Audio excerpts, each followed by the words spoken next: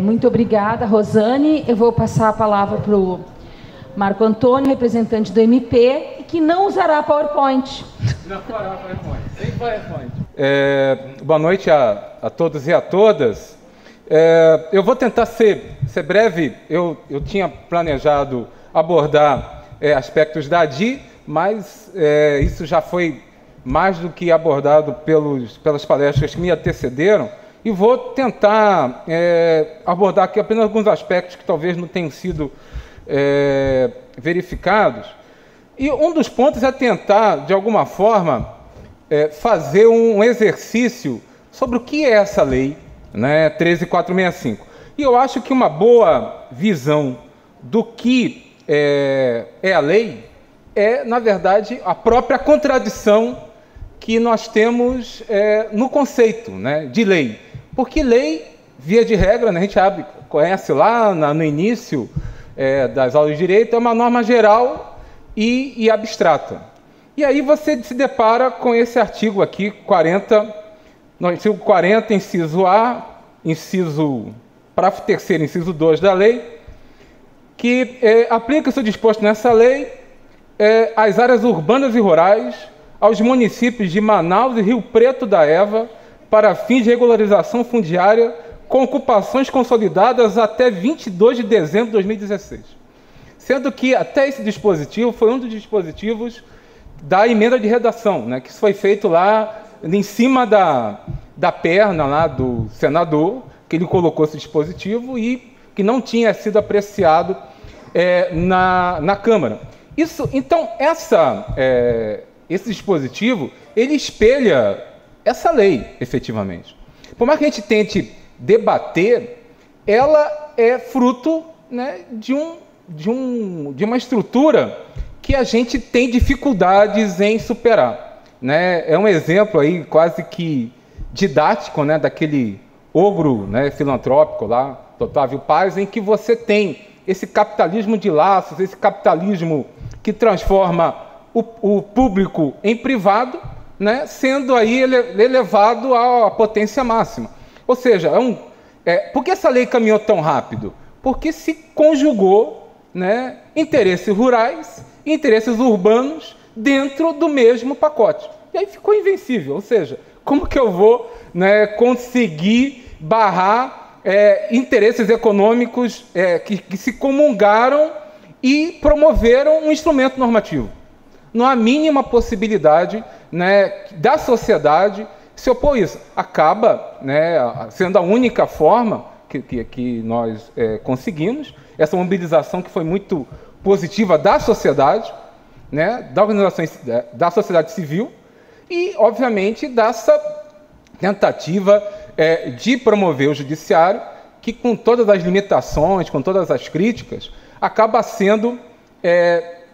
a gente tem vários exemplos em relação a isso. O STF hoje né, nessa atual conjuntura, o nosso bastião contra-majoritário, né, que a gente consegue ainda decisões que privilegiam minimamente os direitos humanos.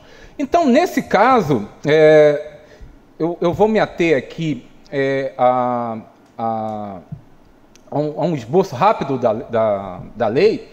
A lei é um desastre, né? Tirando esse arranjo subjacente à lei, esse arranjo político, essa demonstração prática que a gente não conseguiu romper ainda com essas práticas coloniais, né? Que você acaba... É quase uma reedição dessas ordenações manuelinas, filipinas, em que claramente na lei estava disposto o quê? Tratamento diferenciado para quem tinha dinheiro, né? Se você pegar lá, quem tiver curiosidade, e pegar ordenações filipinas, você tinha lá, por exemplo, crime de... Você tinha lá um produto da época, né? Nenhuma perspectiva sexista em relação a isso, mas você tinha o crime de adultério. E aí você tinha penas diferenciadas conforme a pessoa fosse nobre ou fosse plebeu. Então, essa lei é mais ou menos isso. Ela acaba claramente estabelecendo tratamento diferenciado, né? É uma reedição moderna das ordenações filipinas, onde a gente tenta privilegiar claramente, né, as pessoas que têm posses, que têm recursos e que jogam na cara da gente, né, isso quando editam essa lei. Então, a lei, primeira coisa, ela não tinha requisito de urgência para ser observado. Na verdade, a justificativa que foi colocada para que ela fosse editada era um acordo no TCU que é 5% da lei, 5%, que é a parte referente a critérios de seleção de beneficiários da reforma agrária. Isso dá o quê? Dá um dispositivo da lei, mais nada, né? Esse era a justificativa da urgência. Os outros 95 entraram, né, de carona, né, nessa lei. Ela alterou lei complementar, vedação expressa, né, que medida provisória não pode alterar a lei complementar, alterou código, ela altera dispositivos do Código do Processo Civil.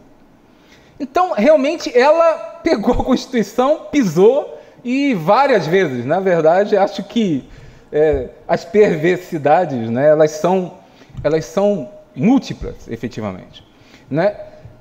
E um ponto, né, e além disso, talvez o mais complicado, que mostra que efetivamente os interesses eles são definitivamente outros, é que, paralelamente à tramitação da lei, a lei não estava, a medida provisória, houve a edição de uma instrução normativa 87 do INCRA, 2017, que regula algo teoricamente simples, tranquilo, planilha de preços referenciais. O que essa planilha fez? Ela pegou o preço da terra de diversas áreas do país e normalizou. Então, por exemplo, você tem um exemplo de Sinop.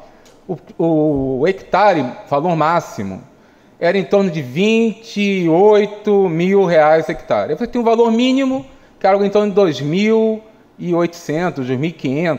Você tinha um valor médio, que era algo em torno de R$10 mil. O que essa instrução normativa fez enquanto a instrução normativa estava tramitando? Ela pegou todos esses valores e transformou em 2.800 alguma coisa, ou seja, valor mínimo 2.800, valor médio 2.900 alguma coisa e valor máximo 3.000. Por quê? Porque você tem vários dispositivos na lei relacionados à alienação de terras, de terras públicas rurais, em que esses critérios são presentes. Então, para quem que é o valor mínimo? Para aquela pessoa que vai poder regularizar 2.500 hectares, né, um pequeno produtor rural, que vai poder regularizar 2.500 hectares, com carência de 3 anos e pagamento em 20 anos. Então, para esse é o valor mínimo. Para quem era o valor médio? Para aquela pessoa que supostamente iria pagar um valor maior porque iria pagar à vista, com desconto de 20%. Então você pensa, não. Aí quem, né, a pessoa que pensa, não, valor médio, qual que é o valor médio? O valor médio deve ser uns 10, 15, não, é 2.800. R$100 a mais do que o valor mínimo. Isso por conta da instrução normativa. E para quem que era o valor máximo? O valor máximo para aquelas pessoas, porque toda essa construção que foi colocada é a construção, não que as pessoas foram para a Amazônia, desbravadores, né, foram para uma terra, homens sem terra, né, para uma terra sem homens. Até interessante isso, né, que esse dístico que é tão propalado e repetido, tudo bem que fosse repetido na década de 70 no governo militar. Agora, repetido hoje, né, você desconsiderar populações tradicionais, populações indígenas, quilombolas, que estavam há milhares de anos lá. Né? Ou seja, como que essas pessoas elas podem ser simplesmente desconsideradas, né, para efeito de colonização.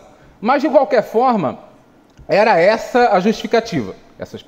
A gente vai permitir que essas pessoas que, de alguma forma, foram para esses espaços possam ser regularizados.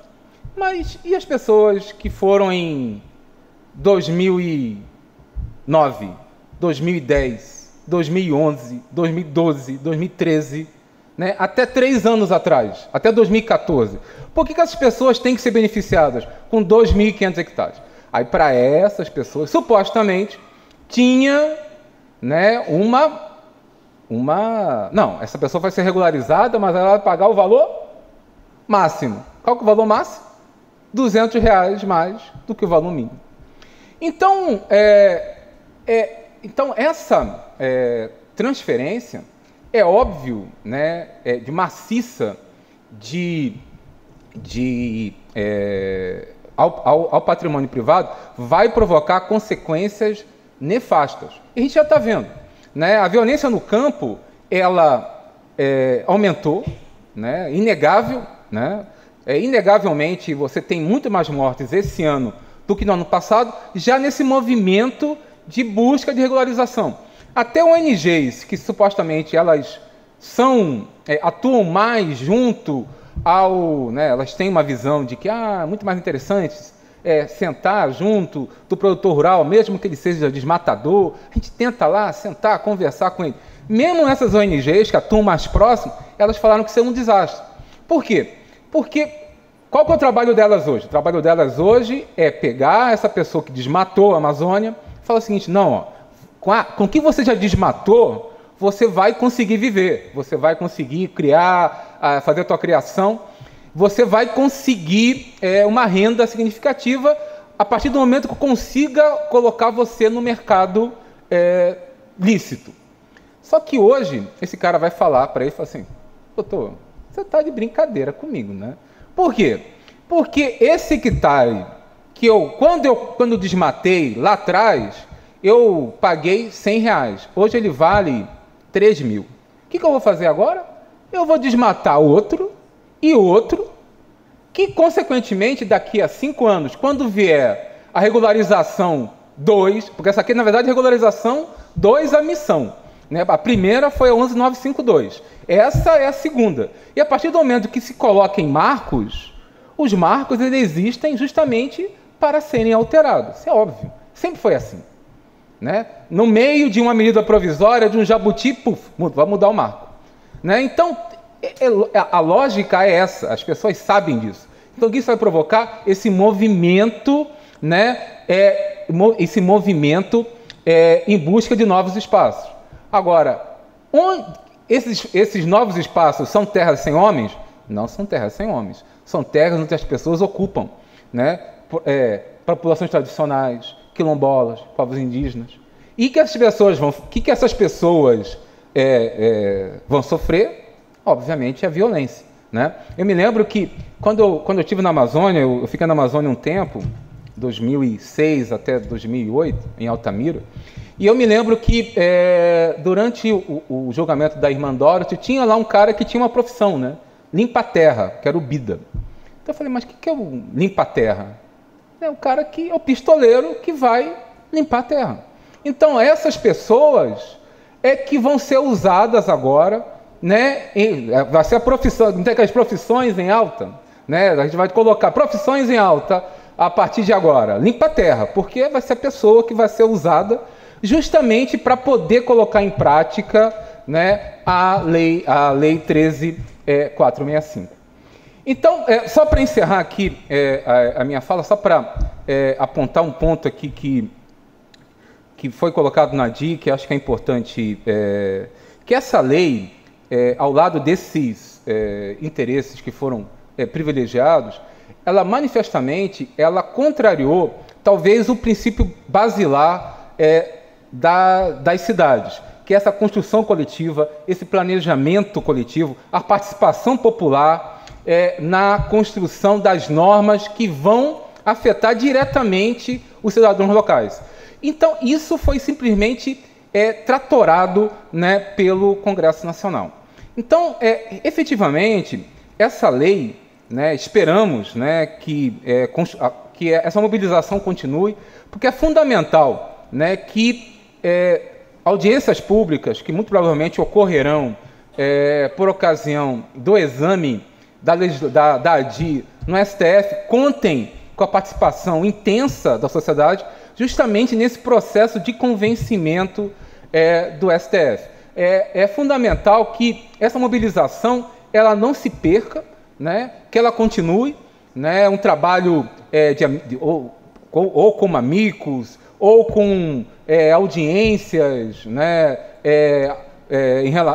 ao relator, justamente para que haja essas audiências, elas sejam pautadas o mais breve possível e que nós tenhamos, igualmente, o mais breve possível, né, a extirpação dessa lei do nosso ordenamento jurídico. Muito obrigado.